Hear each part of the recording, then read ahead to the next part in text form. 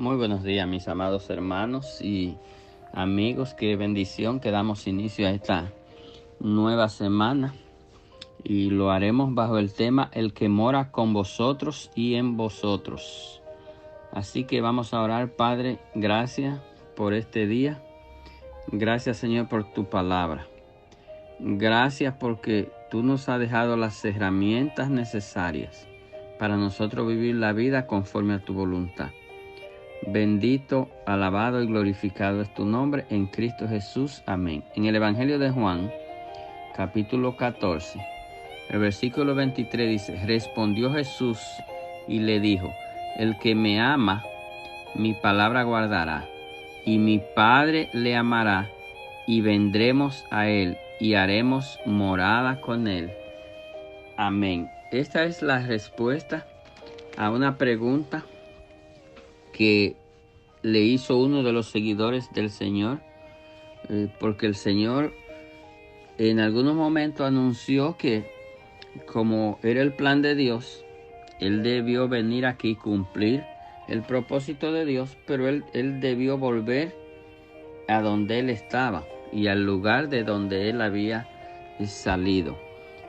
Para muchas personas que viven atacando la divinidad del Señor Jesús y viven degradando al Señor Jesús, la Biblia da muchos ejemplos de que el Señor Jesús es Dios y que Jesucristo fue manifestado en carne, pero que Jesucristo siempre ha sido Dios y ha estado con Dios y es Dios mismo.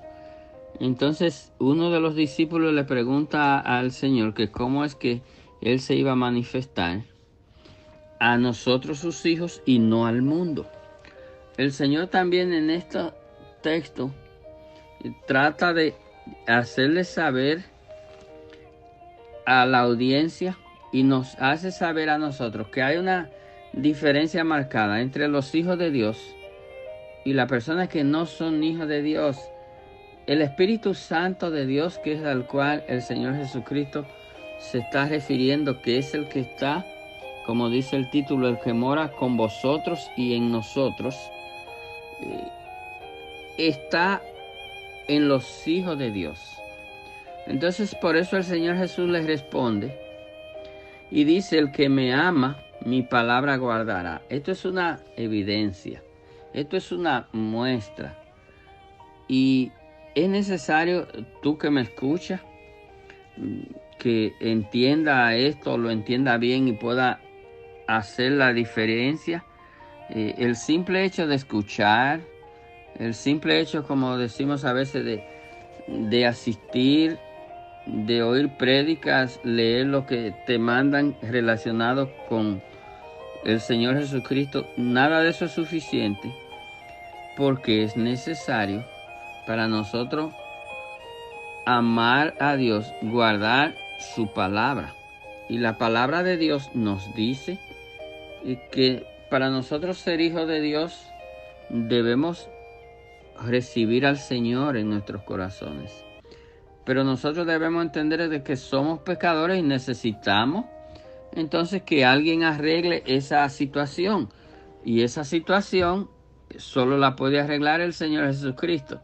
Entonces, cuando nosotros creemos por la palabra de Dios, porque es la manera de creer, esa es una evidencia de que el que ama la palabra, es decir, es lo mismo amar a Dios, porque la palabra de Dios es Dios mismo. Y es en la palabra de Dios que nosotros encontramos la evidencia de lo que decimos. Y entonces dice que el que guarde esa palabra, mi Padre, dice el Señor, le amará. Eso es una promesa. Y eso solo se cumple cuando usted cree en Jesucristo. Porque la manera de nosotros llegar a Dios es a través de Jesucristo. Dice, vendremos a Él. Está hablando del Espíritu Santo también, que es la tercera parte de Dios. Es decir, Dios el Padre, Dios el Hijo, Dios el Espíritu Santo.